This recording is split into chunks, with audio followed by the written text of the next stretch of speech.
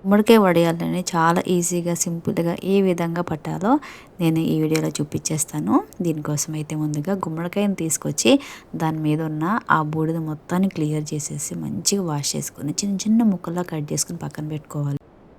ఈ ముక్కల్లోకి కాస్తంత పసుపు, కాస్తంత సాల్ట్ యాడ్ చేసుకొని మంచి మిక్స్ చేసుకుంటే దీనిలో ఉన్న వాటర్ మొత్తం బయటకు వచ్చేస్తాయి. ఇంకా ఎక్స్ట్రా ఏమన్నా వాటర్ బయటకు రావాలంటే కాటన్ క్లాత్‌లోకి యాడ్ చేసుకొని మంచిగా మూట కట్టేసుకొని దాని మీద బరువు పెట్టామంటే ఎక్స్ట్రా వాటర్ మొత్తం పోతాయి.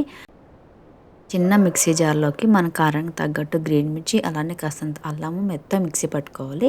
ఈ మిక్సీ పట్టుకున్న మొత్తాన్ని మనము గార్లి పిండిని ఏ విధంగా రుబ్బుకుంటామో సేమ్ అలా రుబ్బుకొని ఈ పేస్ట్ మొత్తాన్ని అందులోకి యాడ్ చేసుకొని ఆ 2 కలిపేసుకొని ఈ గుమ్మడికాయ ముక్కల్లోకి యాడ్ చేసుకొని మనం చిన్న చిన్న ముద్దలాగా ఈ విధంగా తయారు చేసుకొని ఎండలో కనీసం 3 రోజులు ఆరబెట్టుకున్నామంటే మంచి వడియాలు తయారైపోతాయి.